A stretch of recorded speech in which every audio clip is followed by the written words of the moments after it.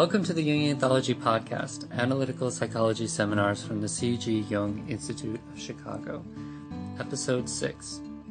Okay, before we get started, I do want to make just one note or announcement, which is that we have a new online store, and the online store has both audio and video of previous classes, lectures like we have on this podcast, but longer series, some of which are 10, 15 hours, let's say lectures with a full curriculum, things like that.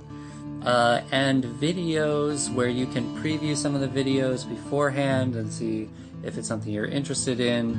The download process is easy, and the videos also include a private YouTube link so that even if, once you purchase the video, if you don't want to download it, you can go to YouTube and log in and just watch it there, so you can watch it from anywhere.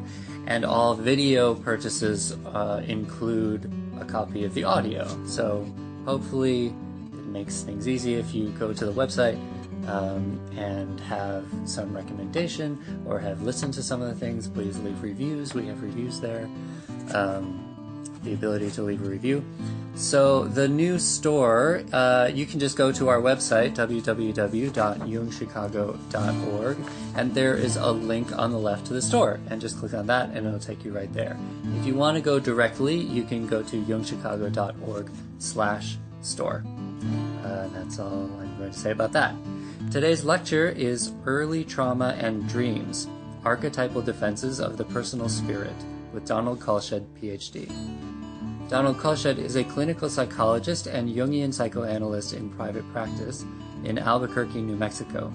He is senior training analyst with the Interregional Society of Jungian Analysts, where he teaches and supervises. His 1996 book, The Inner World of Trauma, Archetypal Defenses of the Personal Spirit, has found a wide readership in both psychoanalytic and Jungian circles, and has been translated into many languages. Dr. Kalsched teaches and lectures nationally and internationally, pursuing his interdisciplinary interest in early trauma and dissociation theory, and its mytho-poetic manifestations in the mythic and religious iconography of many cultures. Now, here's the lecture.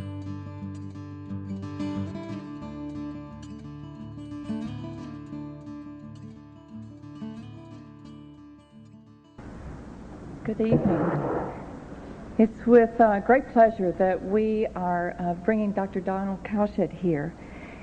I'd like to introduce him as he's a clinical psychologist and Jungian psychoanalyst with a private practice in Katuna, New York, the small hamlet north of New York City, where he serves as faculty and supervisor of both the C.G. Jung Institute of New York and the Interregional Society of Jungian Analysts.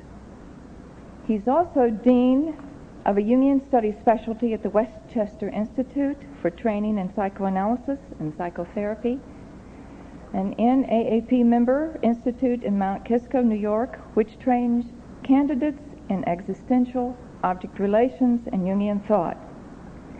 His recent book, The Inner World of Traumas, Archetypal Defenses of the Personal Spirit, was published by Routledge. On a more personal note, and to further solidify his true Jungian nature, Don is an avid amateur stonemason and has personally constructed the stone walls of a new home that he and his wife, Robin, have been building on 7 acres of land in Ridgefield, Connecticut. So far, he tells me, the building has no tower. Welcome.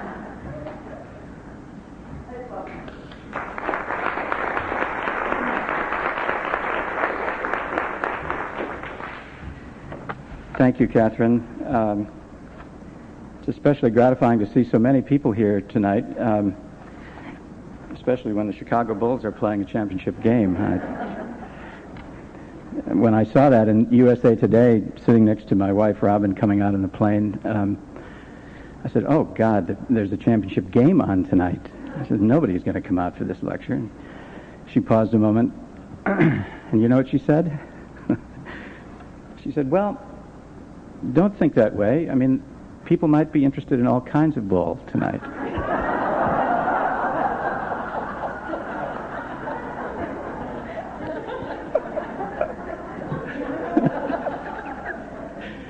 So that was our plane trip ride out here. What I'd like to do this evening in the course of, I'll try to keep it less than an hour, is to present you mostly with clinical material, stories really, from the clinical situation, because I think they're most alive, and I'll try to bring the theory in to illustrate those, and we can maybe bring the theory in later in our questions and responses to the questions. Can you all hear me all right? Okay. The territory we're going to be covering tonight is a little different than the usual familiar territory which Jungian psychology deals with. For those of you who are therapists or who have some connection to the mental health field, we're going to be examining one end of the spectrum of psychological injury or disturbance, dysfunction, characterized as in some of the literature as the severe personality disorders, narcissistic personality disorders, schizoid personality disorders, dissociative identity disorders. By and large, Jung's theory, although it has as one of its primary dynamisms dissociation, deals with neuroses, which are the, relatively speaking at least, the milder forms of psychopathology or psychological disturbance. And as you know, it was Jung's particular gift to demonstrate how parts of the ego are split off and become autonomous complexes or personalities, subpersonalities in the unconscious. And in a complex psychology, what has been split off can be reintegrated without difficulty. In the psychology that we're going to be describing tonight, what has been split off has never been home before, and its reintegration is a catastrophe. So it's important that we think, I think, about this just a little bit at the beginning, because it frames the domain of our discussion this evening. Instead of a conflict psychology, we have a psychology here of splitting and projective identification. Instead of a psychology of wholeness and integration, we have here a psychology of survival in parts. And splitting up into parts is an essential part of, essential means by which the psyche preserves what I call the essential personal spirit, the imperishable personal spirit. Another way we might think about this is from personal shadow to archetypal shadow, or we might characterize the difference as from a psychology in which unconscious material compensates the ego's position to a psychology in which the dream material and the unconscious material actually attacks the ego's position. So we'll say more about that, or we can talk more about that as we go. Now, when we talk about early trauma, which is the main focus of my remarks this evening and of my research, we're really describing experiences by and large in very early childhood, before ego formation, before complete ego formation, and these experiences usually cannot be remembered. Sometimes they will reveal their presence as an amplification of an analogous affect situation in the transference or in the person's life. In other words, the person will suddenly have a huge charge of affect rushing through a current situation which they can't understand why this current situation warrants such a powerful response. And so overwhelming affects may flood the personality, anger, anxiety, depression. Another way we have access to the early traumas is, of course, in the transference, because one part of the psychoanalytic frame is often very traumatic to people who have early injuries. That is to say, people with early trauma have a great deal of trouble with the benign split in the ego that's required to do analytic work. And by the benign split, I mean the capacity to sit in your analyst's office and understand that all the feelings that come up in you are real, and that you have a real, deep personal connection and intimate relationship with this person, and that side by side with that, there's a professional relationship in which he's going to end the hour very shortly and show you out the door and say next.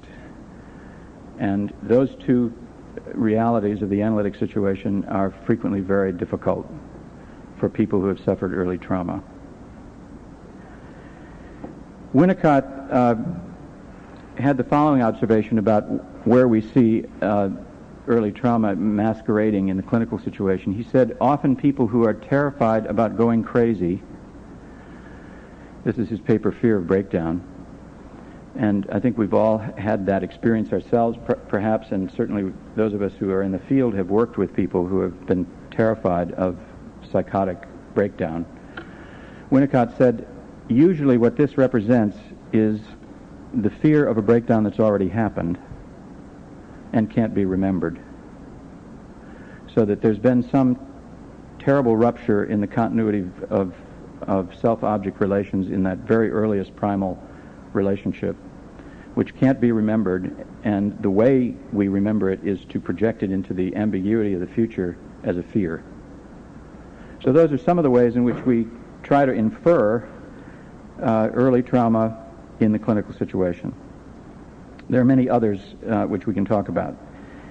In any case, early trauma is by definition an experience that causes the child unbearable psychic pain.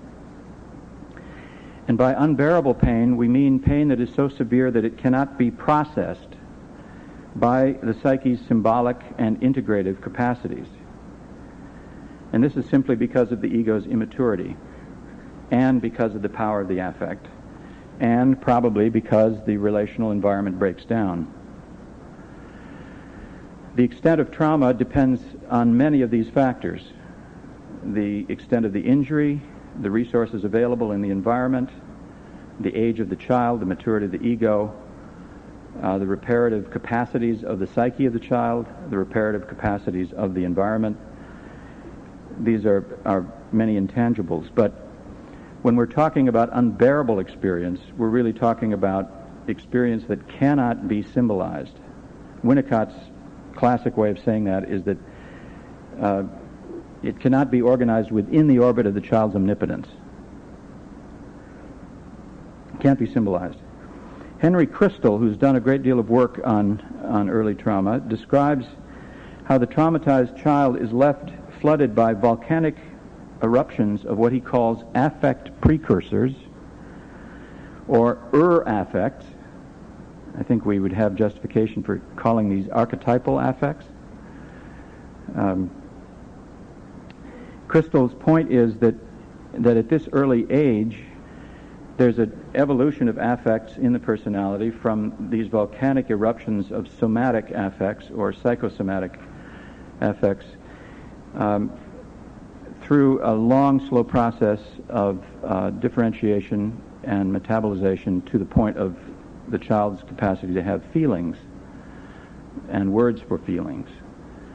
But Crystal's image of the child racked with paroxysms of volcanic eruptions of affect with nobody there to help soothe or metabolize those affects is a particularly haunting image of what we're dealing with here. And he says it leads to a paralyzed, overwhelmed state, psychic numbness, and dissociation. Winnicott similarly refers to primitive agonies of a traumatic infancy, the experience of which is unthinkable. Now, when psychic pain is unthinkable, an essential core of the person, which I would like to call the personal spirit, is threatened with extinction. This must be avoided at all costs. And so what Winnicott called primitive defensive operations come into play to ensure that the overwhelming affects are dissociated, split off, encapsulated, evacuated into the body, perhaps later to appear as physical symptoms, or perhaps acted out in a blind repetition compulsion, but not held and not In other words, the psyche of the child is not capable at this early age of rendering those experiences into language because there's nobody there to help with that experience. Now, both Winnicott and Kohut have pointed out that a certain level of unthinkable anxiety always originates at the symbiotic stage of child development, where the child is totally dependent on the mother as a kind of external metabolizing organ of psychological experience. The mother's role is to help mediate experience, and this means especially to help metabolize anxiety. It's as though the infant breathes in psychological oxygen through the lungs supplied by the mother. What happens then when the mother is suddenly gone? Winnicott puts it this way. For the baby, quote, the feeling of the mother's existence lasts X minutes. If the mother is away more than X minutes, then the imago fades. And along with this, the baby's capacity to use the symbol of the union ceases. The baby is distressed, but this distress is soon mended because the mother returns in X plus Y minutes. In X plus Y minutes, the baby has not become altered. But in X plus Y plus Z minutes, the baby has become traumatized. In X plus Y plus Z minutes, the mother's return does not mend the baby's altered state. That's just an important statement. In X plus Y plus Z minutes, the mother's return does not mend the baby's altered state.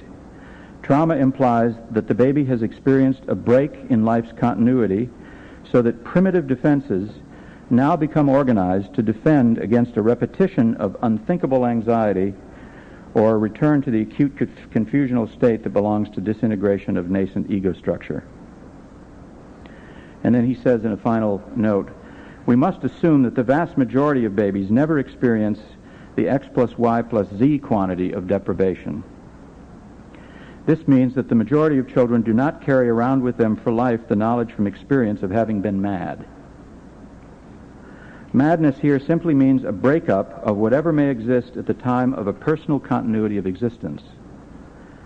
After recovery from this X plus Y plus Z deprivation, a baby has to start again permanently deprived of the root which could provide continuity with the personal beginning.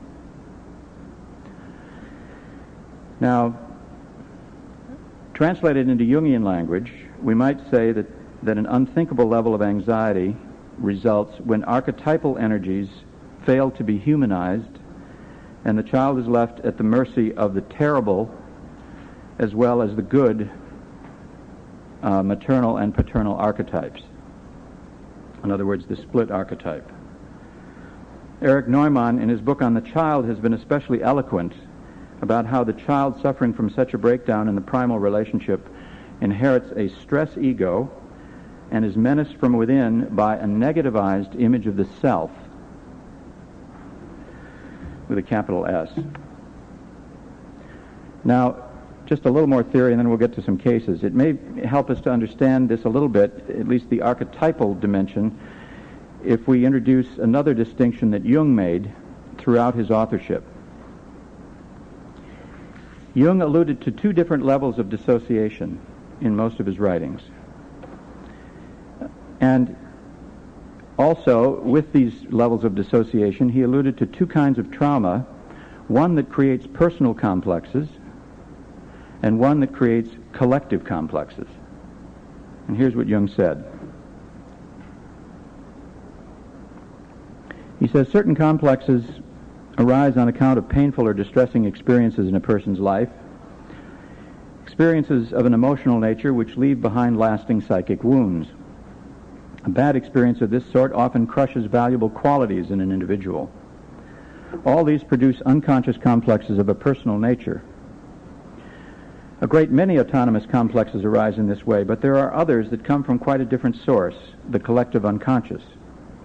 At bottom, they are irrational contents of which the individual had never been conscious before.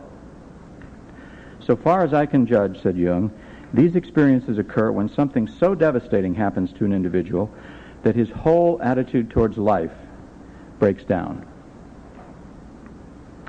Then he contrasts how we experience these two levels of the complex. And he says, if a complex from the personal unconscious is dissociated, the individual experiences a sense of loss, which for the primitive is equivalent to the loss of soul.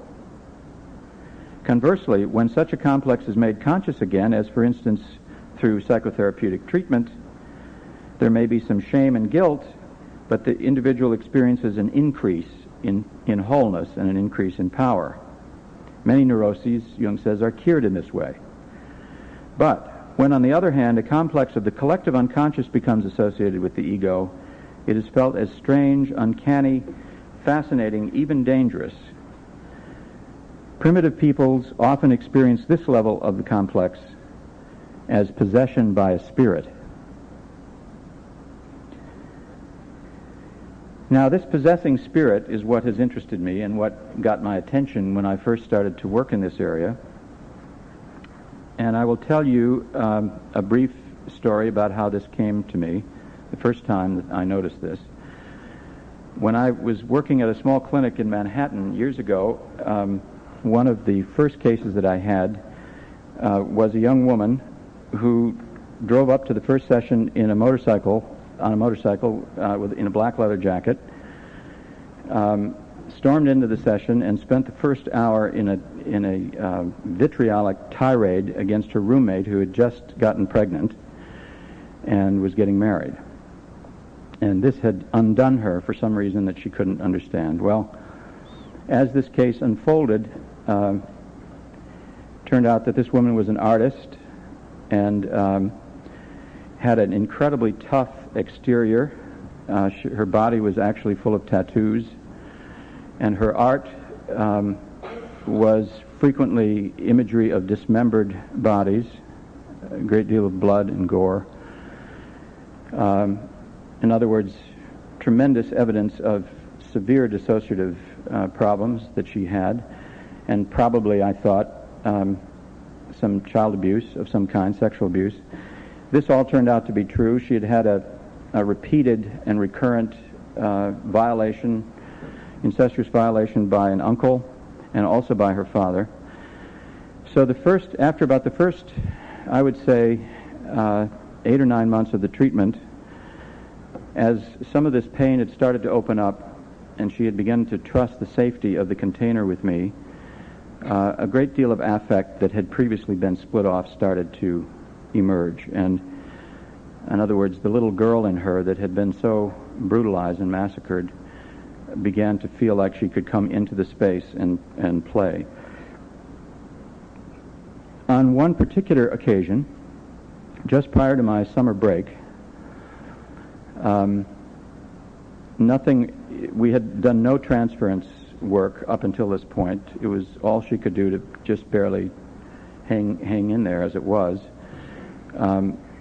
She acknowledged in a very tearful and moving session that she was having dependent feelings about me and affectionate feelings, and that she was didn't know what she was going to do in my absence, and this was a very genuine moment and a very moving session. And she went home that night and wrote poetry about this and was quite moved,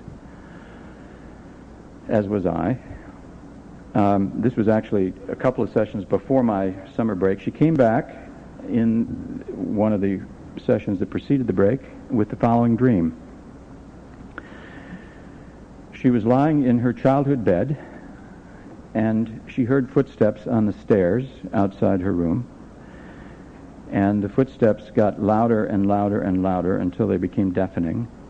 The door burst open, and in burst a man who was not recognizable, except that he had a completely white face like a ghost with black holes for eyes, and he carried a huge axe. He came over to her. She was frozen in panic and raised the axe over her neck and came down. And that was the end of the dream. She woke screaming and in a panic. Now, this was the night that she had been up writing poetry. Now, of course, when you hear a dream like that, you wonder, well, what does this figure represent? Is this a breakthrough memory of the father is violating her? perhaps coincident with the acknowledgement of loving feelings with me. That's a possibility. But what I started to wonder is if this wasn't an intrapsychic figure also, and a figure that came on the scene precisely at this moment because of the connection that she was making between her body and her mind, and that this figure seemed to have in his raison d'etre the severing of connections between her affect and her thoughts. He carried this huge axe.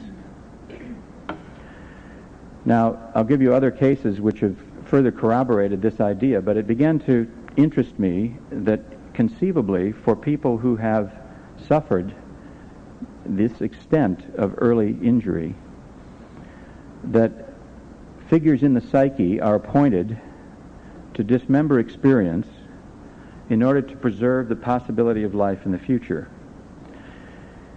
And I can't give you all the details of this case, but as we got closer to her affect, this figure kept appearing then as an incredible source of resistance to the change that she wanted and to the progress of her treatment.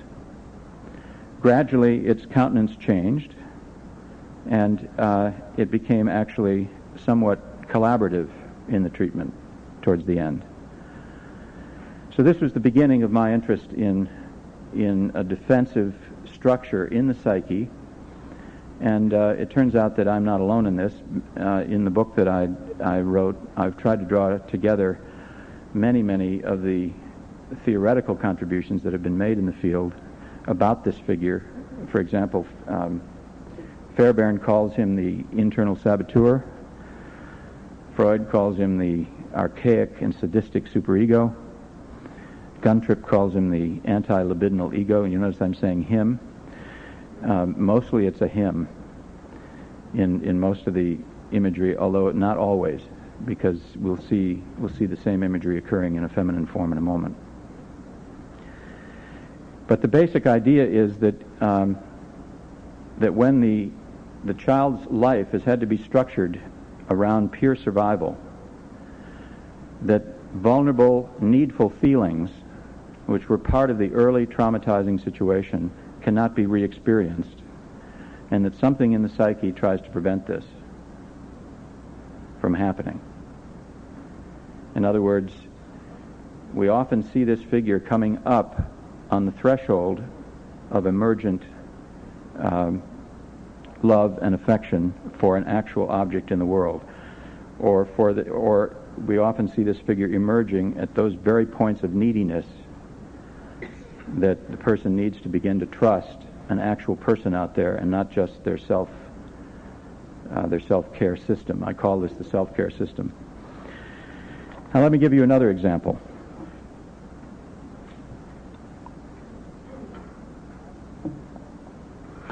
A highly defended, self-sufficient 35-year-old woman who had been in therapy for a year was just now beginning to be able to open up with me some of the private hell of her childhood pain. This had mostly to do with incredible experiences of anxiety and a sense of terrible badness that came in relationship to her father, who was a perfectionist and a mathematician, and this little girl could not ever understand math. And as soon as this process was set up in which he shouted at her as she did her homework, she became absolutely traumatized under these circumstances, and it led to a whole series of symptoms, including eating problems, but mostly a sense deep inside of herself that she was defective in some way, that she carried some sort of bad gene, and that she was just awfully bad. Now, on the particular session where a lot of this affect erupted, she uncharacteristically broke into sobbing tears and had actual trouble breathing, getting her breath in the session. And we would go into these feelings, and she would sob and run out of breath. We'd come out of them into a more healing place. We'd go back into them, and this was the nature of the session. Here's the dream that followed that session. I am captive with a group of young girls on a houseboat on some canal system. It's an inky dark night. The captain keeps trying to kill us one by one. I'm trying to escape with a young girl with whom I'm chained at the ankles, but she is weak and can't keep up with me until finally we are captured. The young girl lies in shallow water. I keep trying to pull her up with the chain so she can breathe, but she keeps falling back into the water. The captain is watching this with pleasure. He comes over and with his boot on her throat pushes her under. I'm overcome with grief and rage. Now, you know, in my early Jungian training, it used to be said occasionally when a dream like this came up, well, perhaps something in the psyche needs to die. Have you ever heard that? This is not that kind of a case. And I think that statement, which is frequently used to be made occasionally in supervision seminars and so forth in my early training, was made about those healthy neurotic cases where everything in the psyche was compensatory to a well-developed ego. And so that murderous and violent figures in a dream might have, in other words, some sort of intention that would follow the intention of the wholeness of the personality, and therefore maybe the part that was being murdered or killed or split off or drowned needed to die. But I think this is a good illustration of exactly the other kind of psychology we have here, because the way I understand this material is that as this young, feminine, feeling part of her, to which she was chained in the dream, started to surface in the sessions, leaving her with trouble breathing, something else present in the session had its boot on the neck of this figure and was trying to put it out of its misery. This is the same woman who used to refer to her vulnerable feelings as the mewling, puking, weak little thing. Okay? So you hear the captain in that phrase. In other words, there's an attitude within her of sort of counter-dependent aggression towards her own vulnerable needfulness that you hear in that kind of a moment, and you could feel it in the sessions as she would go in and out of this feeling. Now, my patient knew this dream was a direct response to the session we'd had the day before, in which she had really risked something unbearably painful. What she really didn't know was how much this unknown captain in her hated her vulnerability, and how deeply divided she was about the shameful aspects of her past. In our specimen dream, the innocent remainder of a previously whole self, the young girl chained to our dreamer, seems to represent or carry this image of the imperishable personal spirit of the individual. And when I say imperishable personal spirit, what I mean is the mysterious essence of animation in the personality, what Winnicott called the secret true self, and what Jung, wishing to underscore its transpersonal origins, called the spirit archetype, or self with a capital S, a prefiguration of the incarnate personal ego, which under ideal circumstances embodies a spark of that spirit, and thereby becomes a sacralized ego, what Edinger calls a sacralized ego, or the self's affiliate. That's Neumann's language. We can also see in my patient's struggle in that session the struggle for embodiment. It's represented in our dream by the patient's efforts to pull her young companion out of the water so she could breathe, and by the corresponding drowning boot that this captain had on this part. In other words, the captain doesn't like the embodiment of affect, and will do almost anything to prevent it from happening. In that connection, I'll give you an aside which has always intrigued me, and this is how Lucifer came to set up shop in Hades. I don't know whether you know this story. It's part of the apocryphal tradition that precedes Christianity, but in some of the early traditions, God was in his heavens with his retinue of angels, and one of the most splendid angels was named Lucifer. And he was, as the gospel said, God's greatest lover and greatest champion. And then there came a point where God filled the whole universe with his retinue of angels, and he was lonely, so he decided that he had to create humankind. And that he as he was making these plans, Lucifer got wind of it and was absolutely appalled that the Lord anticipated such a ghastly move into incarnation, that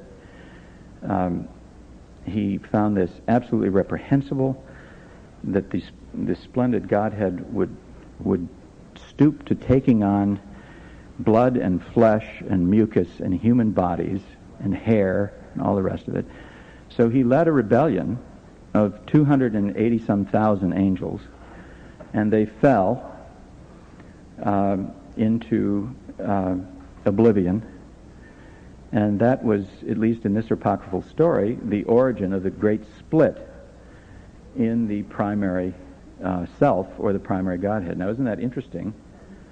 That the figure who sets up shop as the captor of souls, right? The torturer of souls, the supervisor of all those innocent infants in limbo, is the one who can't tolerate incarnation, embodiment. So I found that interesting, and interesting that in this particular dream image, the captain represents exactly that kind of raison d'etre. Now,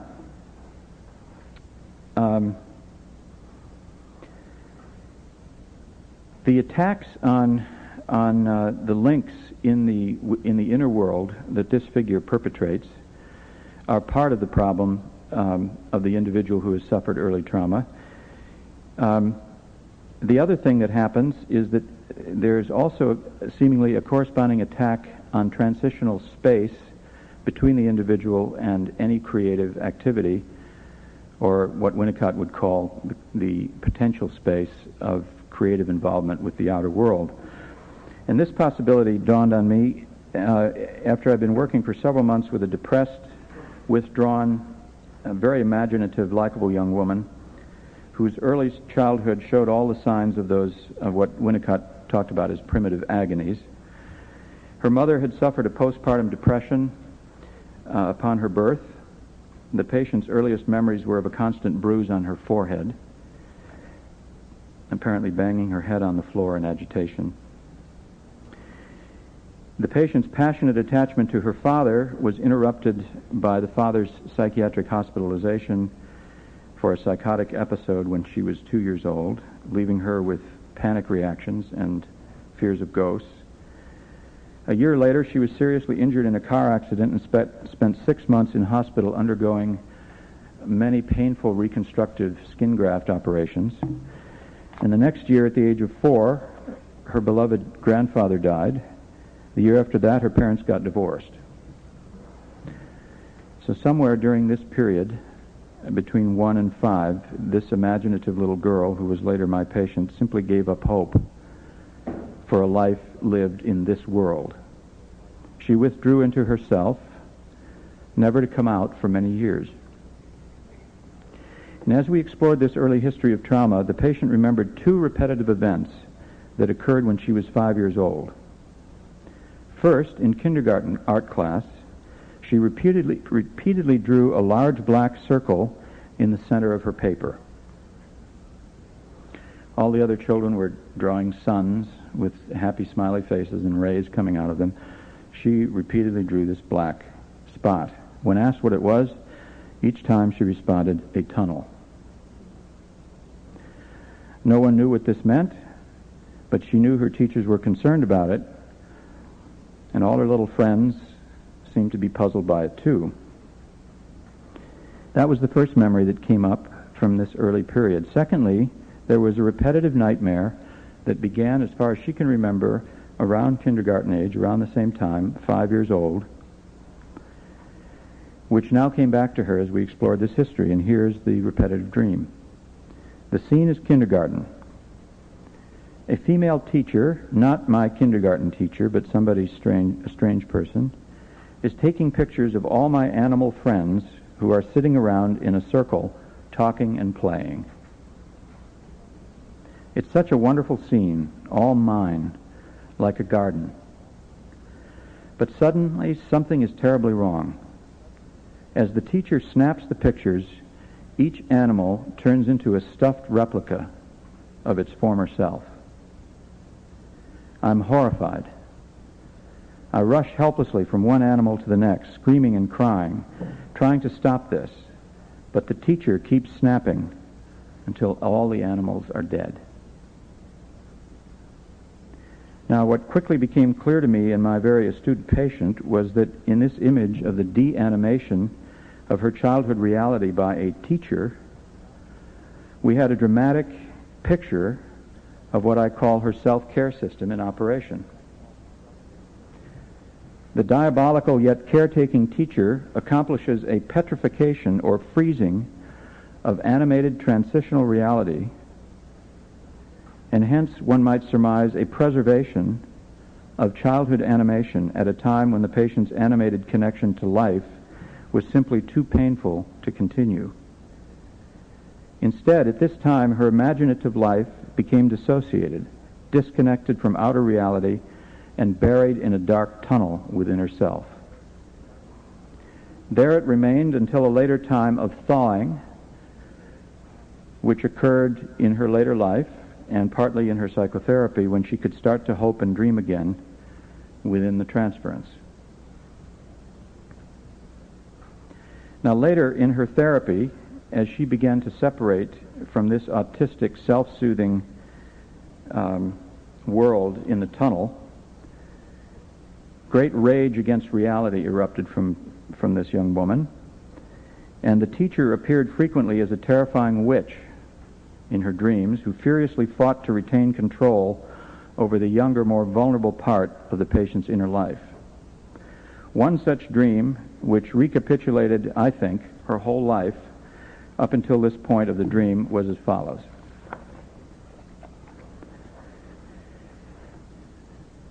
Remember the tunnel as you hear this. I was a prince. There was a witchy woman. Notice the gender switch. I was a prince. There was a witchy woman, an enchantress, extremely powerful and very seductive. The scene is like the Wizard of Oz. There are monkey-like demons. I was swinging all over, killing these creatures in a fierce battle. I won, but I realized that a little piece of this old witch had gotten inside me. I was in the Arctic with my entourage. I knew that this germ of her was growing in me and would become more powerful. I had them chain me up. Then they were saying that they'd have to kill me because I was getting dangerous. I asked to kill myself. I saw a hole in the glacial wall. I knew if I went through it, death lay on the other side. We had a moving, touching goodbye. I crawled through the hole. I tumbled down and down and down until I came to rest somewhere. As I came to, I realized I was being tended by Tibetan monks. They were taking me in as their protege. They were full of knowledge, and I was their young apprentice. This seemed to have gone on for a very long time, but after a while I got bored and I wanted to escape. Eventually I made my way back out of the hole. I came out in an Arctic landscape. It was all mountainous. I saw a shepherd with an Arctic goat. I was overcome with gladness at seeing a human being there. Then there was a humming in my bones, deep in my body, The sun started to rise, and its first rays warmed me. The snow melted, rivulets of water began to trickle down the ice, and I was filled with life. Now, do you see what's happened here? I mean, it feels to me like this dream really recapitulates what happened at the time of that retreat into the inner sanctum of her inner world, and it also adds something that we as Jungians really understand, namely that the mortified, fractured ego that falls through the earthquake fault of trauma doesn't just fall into a world that it makes up, like a blissful world. That was Freud's idea, that the ego made up what it found in primary narcissism. What happens is that the ego falls into a world of archetypal reality, and it is truly a caretaking world. And in that world, this young woman had a very alive and active intellectual life. It was excessively privatized. And until she came into her therapy and we could talk about some of the books she had read and the religious experiences that she had had and the archetypal imagination that she had been cultivating, she was all alone in that space. So, and yet, it's like those hydroponia, that grow plants without soil. That's what the inner sanctum of the archetypal psyche is like. You can survive on the ambrosia of the gods for a certain amount of time, but then, as happened in her dream, things got pretty bad in there, and she really needed to get outside again, and she had to find her way back out of this frozen place. And there was this shepherd with an Arctic goat. Now, she was an astrologer, and she knew I was a Capricorn, so she thought this was me. I didn't have an investment in that interpretation, but it wasn't bad. I thought, well, at least there's two of us now and a goat, and the landscape was starting to thaw. Now, as a final case illustration to bring this to a close, I'd like to give you a vignette which shows the slow transformation of this archaic defense as it is projected in the transference. This patient was a depressed woman whose tyrannical inner voices constantly belittled and attacked her for even the smallest steps in the direction of self-assertion. You're an asshole, you're sick, you're stupid, you're retarded, you should kill yourself, and so forth. Not infrequently, she would attribute such feelings to me or to others she idealized, but each time the voice occurred in the transference, we were able to find a fragment of anxiety associated with some hope or vulnerability that she was beginning to risk, and that her voices were dead set against this hope. We could witness this and talk about it. She began to understand how the defense worked and began to develop an observing ego that could watch this process and not be completely in thrall to the voices. The following dream occurred towards the end of the second year of her analysis before my extended summer vacation. Here's the dream. I come upon a man wrestling with a woman. I don't seem to be frightened for the woman because the scene has an almost ritual quality. The man cuts off the woman's left forefinger at the knuckle. Then he goes after the right forefinger. By this time, I'm the woman and can feel the man's knife cutting through my finger without pain and probing for the ligament that connects the first two digits, which he's trying to sever from the rest of the finger and hand. He's unsuccessful because the last image of the dream is of the otherwise severed finger hanging by this ligament, and I have the thought, this can be reattached. Now, my patient had no association to the man or woman. To the forefingers, she associated making a point. And she talked about how she was becoming, in fact, increasingly confident about speaking her mind and expressing her point of view. And then, quite spontaneously, she said, yes, and just as I get more confident about my feelings and really want to work on them, you go away. After a moment of silence, I replied, "And cut you off." She laughed and said, "Yes, and for the second time. You took a long time off last summer, too." Now, in this brief exchange, she and I had interpreted her dream with its, by now, very familiar dismembering defense. Our spontaneous repartee proved to be a very important communication for her because my patient was not accustomed to letting on that our work and the transference relationship which sustained it was all that important to her on a feeling level. Her spontaneous remark had given herself away and opened up the meaning of the dream to both of us, really. And then she acknowledged how much the work had meant and how much it hurt to lose the connection. And we discussed ways in which she could keep this connection alive during the upcoming break. So here we have again this dyadic self-care system represented in the dream as a strange man cutting off parts of her body, attacking the ligaments, the links, which she associates with self-expression. The man with the knife is not yet a transference figure, but rather an inner stranger, dark side of the self as a defense, with whom she wrestles, sustaining a wound, as did Jacob in his wrestling with the dark angel at the river Jabbok. This angel's dark intention would seem to be the dismemberment of her expressed feeling for me in the transference, although he now allows some connection. In my response to her pointed remark, I stepped into the shoes of this figure, as it were, took on the projection, and then she had a brief experience of wrestling with me in the transference.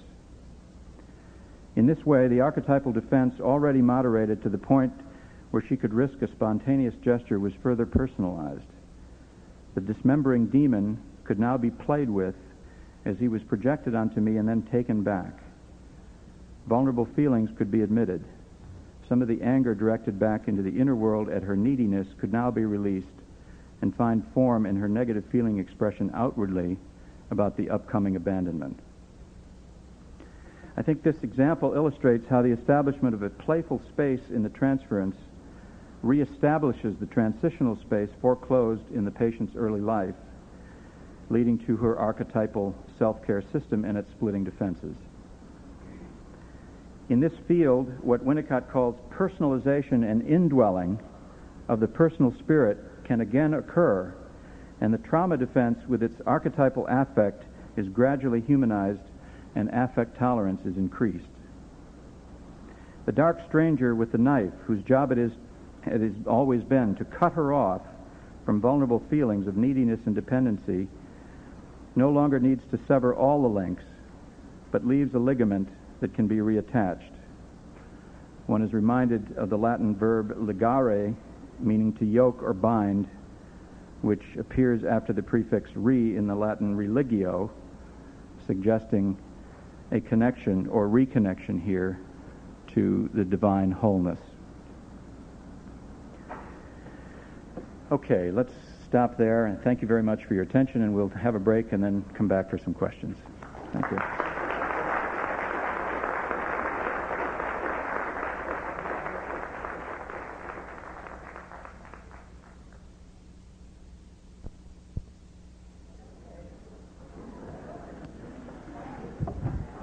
Okay, let's open the floor for any questions. The only proviso is that because the questions and answers will be taped, you have to go to the microphone at the middle of the floor.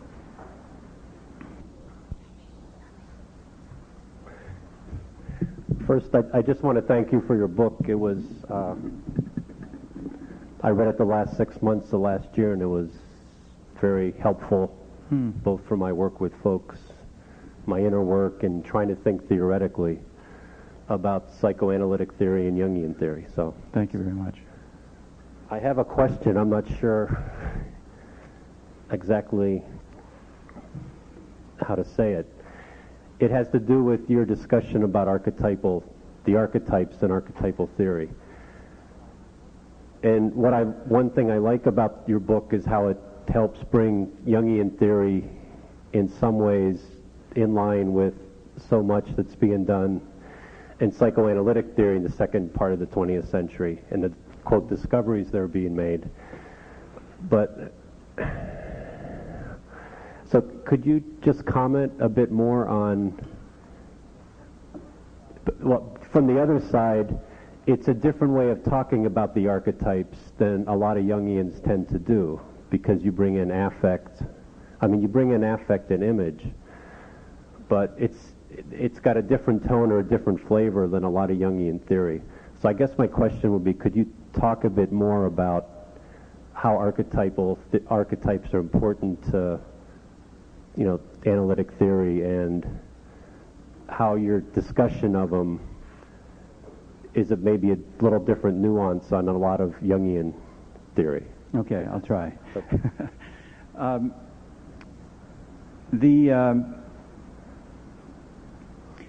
The thing that interested me is, as I had these cases repeating what began to look like a structure to me, namely this tyrannical, abusive, controlling captain on the one hand, and a young, innocent, vulnerable part of the patient on the other. They seem to always come up together. So I began to get interested in this tandem, what Jim Hillman calls it tandem, of, you know, it's really the victim-perpetrator tandem within the psyche. And when you see something not repeating across patients, and then you go to the literature and you find people talking about this same structure, no matter what the theory is, you have good reason to think that it's archetypal. That is to say, it's archaic and typical. Okay? Now, what does that tell us? It simply tells us that probably this is a universal structure in the human mind and psyche. And to me, what has become interesting is the miraculous capacities that the psyche seems to have for defending a core of the person against unbearable annihilation by dismembering experience. So that, and this I think is where maybe I'm taking a step beyond what most theorists and colleagues of mine in the Jungian world have talked about. I think Jung was so concerned to project a psychology that was generative and creative and holing and non-pathologizing, you know, in his response, in his reaction to Freud, that he tended not to then deal with the most severe character disorders and problems where primitive levels of defense come in. You see, when Freud elaborated his psychology, there was a great deal of discussion about defense, but the defenses in the Freudian tradition are mostly ego defenses. We don't get to what Winnicott calls primitive defenses until really we start into that with Ferenczi and Klein, and then the middle school of the British object relations. Now, there's another thread to my thought, and that is an article that, if you haven't read it, you must read this. It's a terrible analysis. It's a very interesting document, and that is the review that Donald Winnicott did of Jung's Memories, Dreams, and Reflections. And it came out, and it's in Winnicott's collected papers. It's in the big psychoanalytic explorations. But in that paper, Winnicott looks at Jung's early life and sees severe trauma and says Jung really had a very early split which required primitive defenses, and I mean, I won't tell you what the whole article says, but Winnicott completely misses Jung, I think, in one respect, while identifying something of Jung's early trauma and the defenses that came to rescue him. But then Winnicott at one point says in this article, naturally, of course, these defenses that are primitive, that came to rescue Jung, have certain common denominators in anthropological lore. But that's not interesting. Now, that was the first time I'd ever heard anybody say there might be archetypal dimensions to the defenses themselves, and it was Winnicott that gave me that little tickler, and it was in the article about Jung. So what I tried to do in my book is to start developing the idea that the psyche has miraculous defensive capacities, and that we can see archetypal dimensions in these defenses, and that we can start thinking about that. See, the really miraculous thing is that at certain points in the treatment, the dreams start to personify the defenses as images. You get the captain with his boot on the neck, or you get the axeman with the axe. So, see, these are anti-symbolic acts by this violent figure in the psyche, and yet the psyche is capable of symbolizing them. That's a miracle. So it tells us that something is bigger than that dissociative energy in the psyche. Whatever that bigger something is the capacity to have the dream, the capacity to symbolize it. So I started to think to myself, well, there's an awful lot of, when you really think about it, all life forms have required a huge amount of energy given over to defense. Camouflage in the natural world, I mean, it's extraordinary. And, all the mythologies in which there's the shape-shifting. I play a little bit with the immunological analogy in my book, where my idea is that this internal persecutor functions a little bit like the autoimmune system in the body, in the case of AIDS or any of the autoimmune diseases, in that he thinks that this new opportunity for growth and love with the world is going to be another trauma, and he attacks the very thing that would help the person grow, mistaking it for a pathogen. I mean, it's the same thing the immune system does. In AIDS, for example, the viruses are capable of mimicking actual body tissues. The trickster element in immune disease is amazing, and it is in the psyche too, I think. So these are all just ruminations and random thoughts, but they at least address in the general area of your question. Okay? How do you talk with psychoanalytic folks about how the archetypes are important? So if someone says, well, of course these are primitive defenses and there's intense emotional energy, but this is only because of the vulnerability of the child that was traumatized. How do you... Well, there are many psychoanalysts outside the Jungian field who are beginning to talk this language themselves. If you read Christopher Bolas's Shadow of the Object, he has a positively mystical chapter on how dreams are made. He talks about the other with a capital O who stages us in our own nighttime dramas so that we can see ourselves objectively. I mean, he might as well use the word self, but he doesn't. And quite a number of others really are beginning to get interested in, well, Kohut, for example. Kohut's image for what I'm calling this basic structure is the basic program laid down in the self, the blueprint in the self. So he comes very close to Jung's ideas. And this is one of the exciting things to me, that Jung was so ahead of his time in this respect that a lot of the contemporary theorists are really catching up. You may be interested that coming out next fall at some point is an issue of psychoanalytic dialogues in which 8 of us as Jungian analysts were asked to respond to some questions about our work, and then each of us was asked to analyze in a brief vignette a case that was described by one of the psychoanalysts. So the dialogue is starting, and I think it will get richer. So.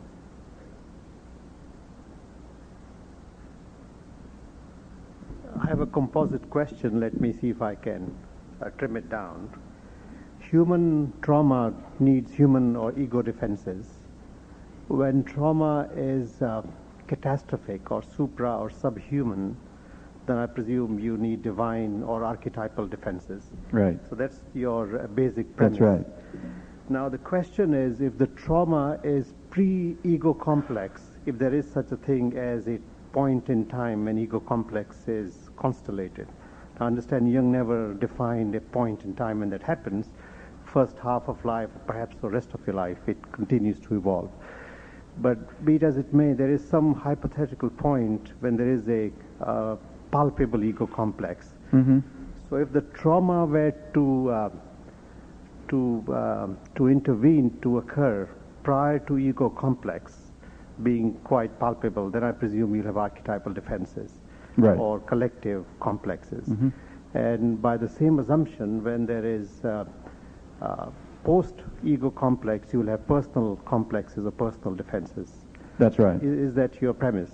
Well, yes, although I suspect we can't probably be quite so clear on when that demarcation is, but yes, I like to think of the personal complexes a little bit like the parable of the prodigal son. If the material has been home in the ego at one point, even if it's exiled, it can be returned and become part of the wholeness. If it's never been home, if it's never been a part of ego experience, then its return or its integration is experienced as a terrifying event. And that's where human mediation is so critical, because all the defenses now are against its returning. The related question I had is, let's assume the worst case scenario. There is an individual who is pre-verbal, there is a catastrophic trauma, archetypal defenses have been activated, and later in life you meet this client individual. Now you said you indicated that these archetypal complexes could have a dark side. Yes. And of course they always do, but it can also have a light side. Absolutely. And I think that may at times manifest as manic defenses or Mm-hmm. narcissistic defenses, Mm-hmm. but they can also be extremely highly adaptive in lives of people. And I wonder if you could comment on that part. Otherwise, we are left with an impression that trauma always leads to pathology. And it has, of course, been my privilege to see people who are hurting but have gone beyond their own condition, Yes. to achieve greatness. Perhaps you can. Well, thank you for asking that, because it'll give me a chance to talk about the positive side, the miraculous side of these life-saving defenses. The best example of that, I talk about this figure as a protector-persecutor.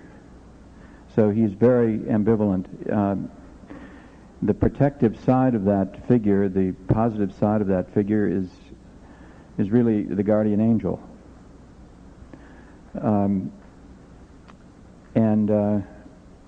In my book I give this example, but I'll tell you because some of you haven't read it. This example I heard from Edward Edinger in a series of tapes that he's done that are available through the Los Angeles Jung Institute on the Old Testament. I think it's in that series. Anyway, this story came to him through Esther Harding, and it was told to her by a friend in England. This friend had a little girl who came to her one day, and the mother instructed her to take a message to the father, who was in his den, busily preparing something for the following day's work. And the little girl took the message and went into tried to deliver it. She came back to the mother shortly thereafter in tears. And the mother asked her what was wrong, and the little girl said, the angel won't let me go in the room. And the mother said, oh, now come on, you can go in the room, just, she tried to humor the little girl and said, you just tell the angel to let you in, and so on. The little girl went back, same result, tears again. At this point, the mother had become sort of irritated at the imaginal excesses of her daughter, and took her by the hand and marched into the room, and there was her husband dead in his chair. Now, what was the angel?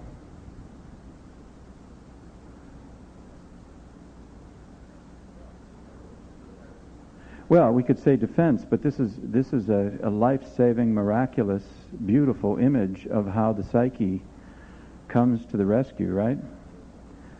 Of the experience that little girl would have had would have been unbearable. So the angel had something to do with preventing an unbearable moment from occurring until it could bring in the mother, and as it were, the mother then could help in whatever metabolizing that experience. But there are also many other examples of how archetypal images and factors work in the unconscious to save the person who has been so traumatized that they cannot adapt. And in the book I talk about one example of Kay and her dolphins. I won't go into all of that. But this was a woman who literally, when she would be overcome, would actually go into a kind of altered state in which dolphin figures would swim into her environment, and it was the most extraordinary thing to witness this. There are many, many examples of that kind. You're absolutely right. There's a good book on this by Greg Mogensen called God is a Trauma.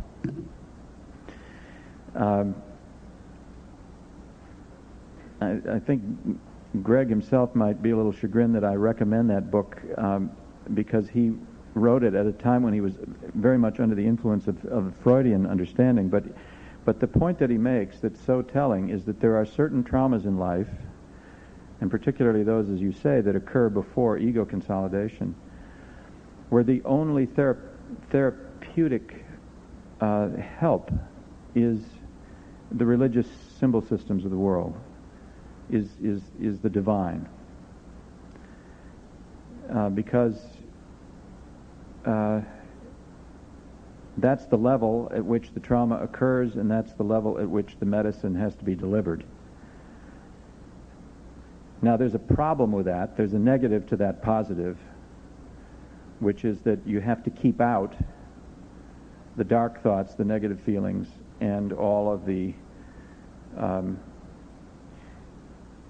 those aspects of the world that conflict with an image of the divine that you need to protect. So it tends to make for a rather rigid system sometimes. But this whole area interests me mostly because of the miraculous dimension of life-saving capacities of the psyche.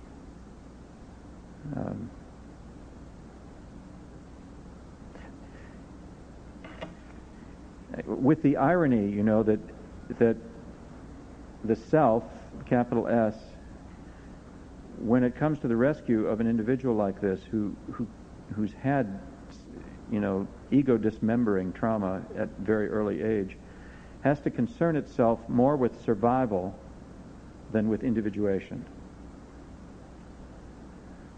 And survival often means chopping the person up into parts so that this person can exist in the world with, albeit with a functioning personality, preserving the core, the seed of the true nature of this person for possible future growth.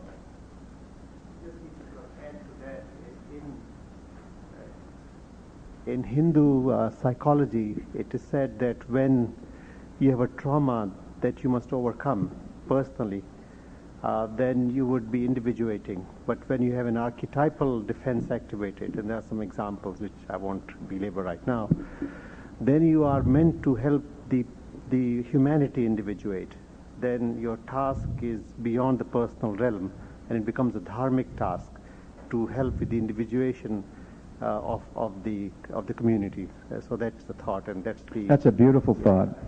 I would like to thank you for that. I'd like to think about that and explore what the implications are, because a lot of those of us who have been most deeply wounded are most effective in helping. At least helping up to a certain point, or helping people at a particular stage. It's one of the things that I've been intrigued with is that some of the patients that I see who have such self-attack and violence in their inner world, and when they turn that outward towards persons, it can be lacerating and devastating, sadistic. But they have a capacity of empathy for innocent creatures, particularly animals, that is absolutely unbelievable. And it's been very moving to me to have that awareness. One such person arrived at my office once in New York. This is not the usual kind of thing that we get in an analytic session.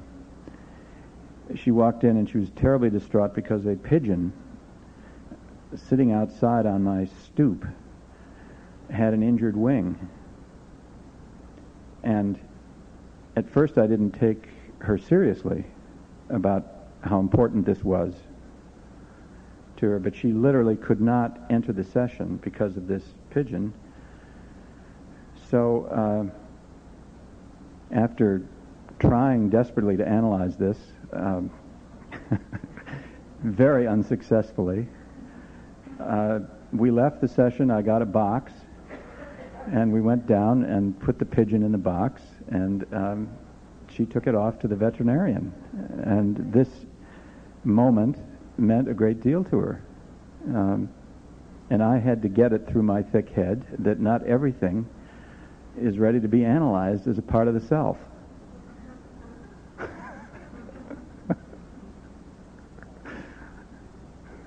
Because if I had continued my efforts to do that, she was fully prepared to see me as one of the perpetrators of violence on the animal kingdom, because I wasn't sympathetic. Yes. You have made some mention tonight, and also in your book, of, I think how you phrased it was the evacuation of that overwhelming affect to the soma, or the psychoid, I believe. Psychoid, right. The psychoid process. But what I'm curious about is, particularly nowadays when there are so many people who are searching for unresolvable somatic problems, that are not aware of a so-called pre-verbal trauma, but end up on a healer's table, a body worker's table, and so many people in that community are facing this type of issue daily, where the concept of handling the transference, countertransference relationship is much more negligible. I wonder if you could speak more to that, what you observed in your own practice, whether or not you've worked in conjunction with people who do access sensory experience, which is where that early trauma is registered. Yeah, a lot of the people that I work with this material refer to body workers, or they themselves have sought help with body work of various kinds. That can range the full gamut from Alexander technique, Feldenkrais, to witness movement, to network chiropractic, to Barbara Brennan's healing, core energetics, Rubenfeld synergy work, and so forth. And many of the people that I work with find enormous help in ways that they don't understand, the kind of releasing that they get when they're in a safe space and able to work with somebody who attends the body. This is an area that I don't know a great deal about. It's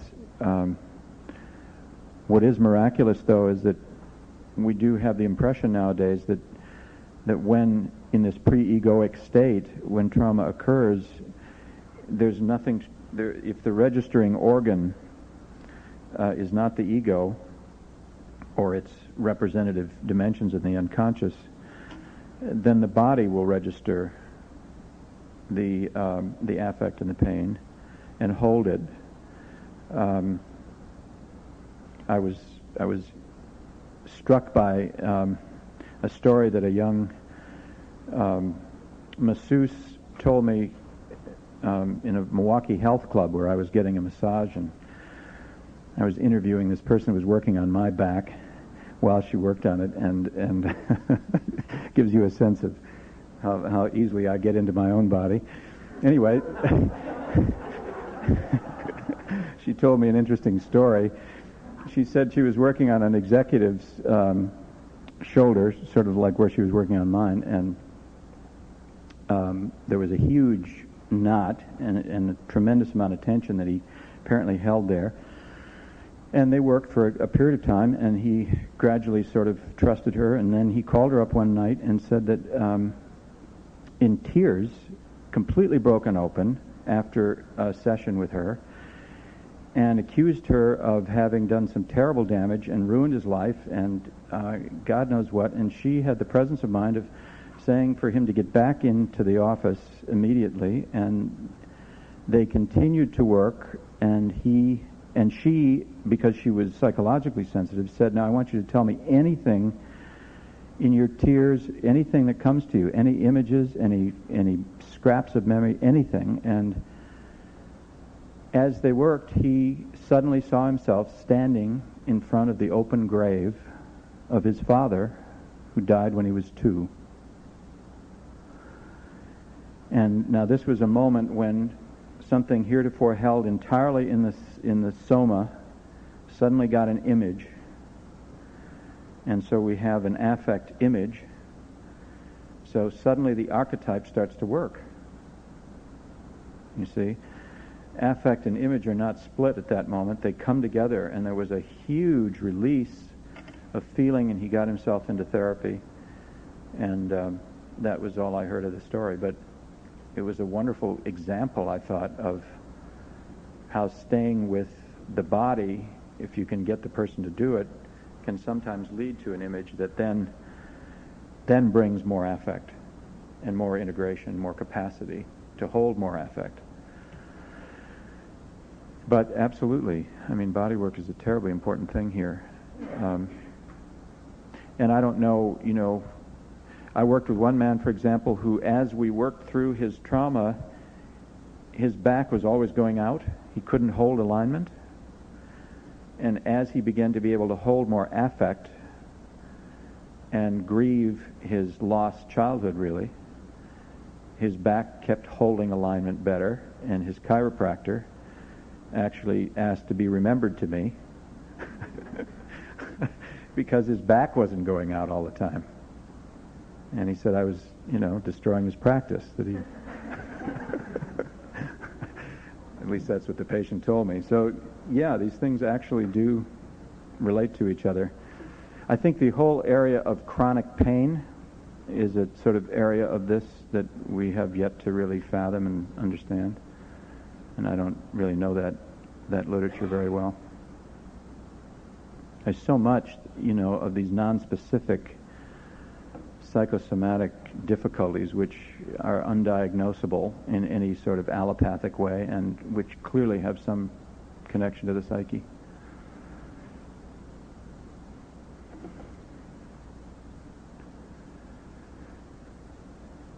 We finished? Thank you very much for your help and attention.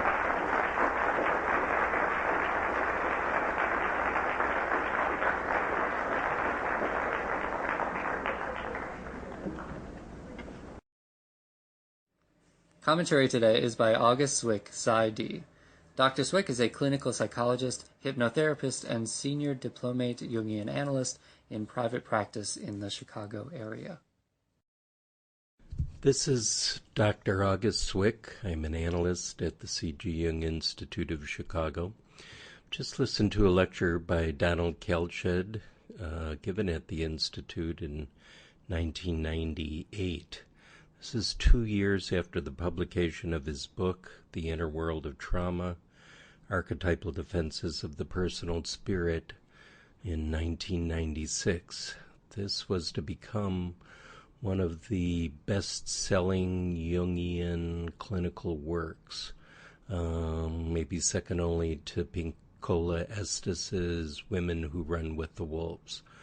The popularity of this book and the topic seems to have hit a nerve in the collective and with therapists and with people, the idea of trauma. Don's genius really was to add a kind of archetypal underpinning to the dynamics people had been talking about before, where we knew there was a kind of persecutory and victim setup in the psyche. What Don adds is an archetypal root to that, which he calls the persecutor-protector, so that you have this kind of deep figure, often appearing in dreams, that is something almost more maniacal than any human person can be. In this lecture, we see some grand images of this figure. The first dream that he discusses, a sort of ghost with an axe, which severs the dreamer's head from the body. We could see that this was like a disconnecting of the ability to kind of think and to feel and have the sensations of the trauma at the same time. In another image, we see a captain who puts his boot onto a chained child to the dreamer. The patient actually in waking life suffers from breathing difficulties. So we see the connection of the image with the symptoms that the person is having. In another image, we have a sort of critical teacher who's taking a picture of the dreamer as a child with their totem animal friends, and with each picture, the animals become sort of deanimated, become dead to the person. And the final image, which Don presents really as the beginning of a healing image, there's another dismembering image of a hand and 4 fingers being cut, but that they're hanging by a ligament, which then Don describes as sort of something linking is still remaining. Don presents us with a conundrum here. He says deep trauma really is unable to be symbolized because of its depth, sometimes because it's so early in a person's life, and yet these dreams seem to be able to symbolize what usually is not able to be symbolized. If there's a critical aspect in terms of some of Don's work, is that maybe all of this persecution is kind of relegated to this deep archetypal figure, and some of it that may occur in the relationship with the patient, the transference situation, can sometimes be ignored, that perhaps the therapist is also doing something that is persecutory to the patient. It's not unusual in therapy to sort of re-traumatize the person by going back and beginning to talk about the trauma. So he tends to not explore this really at any depth, but really what he has added to the literature in being able to be aware of these figures and to help the person kind of see. And actually, it allows then a relationship to this persecutory figure, because the positive side of it, the protector side of the persecutor, is actually there to protect the person from further trauma, though it keeps the person sort of locked into an inner hell. Don also has a new book out in terms of soul and trauma, where he has continued this work and really talks more about in-depth. He really does focus on not so much of what he's calling the archetypal side of the psyche, but the mythopoetic of how these things can be imaged, and he really does emphasize much more the balance between a defensive side and a progressive side of really allowing a person to begin to be able to get out of the trauma. Thank you.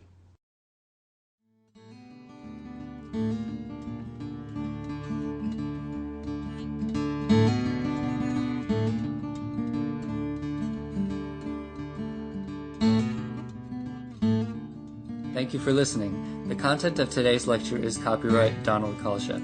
For more lectures by Donald and other Jungian analysts, visit our website www.jungchicago.org. Our episode music is by Michael Chapman. This podcast is distributed under a Creative Commons Attribution, Non-Commercial, No Derivatives license. Share it all you like as long as you maintain the attribution to the speaker, but please do not change it or sell it. If you like this episode, tell your friends about us or leave us a review on iTunes. For more information about classes, training programs, videos, audio, this podcast, or to find a Jungian analyst near you, visit our website, www.jungchicago.org.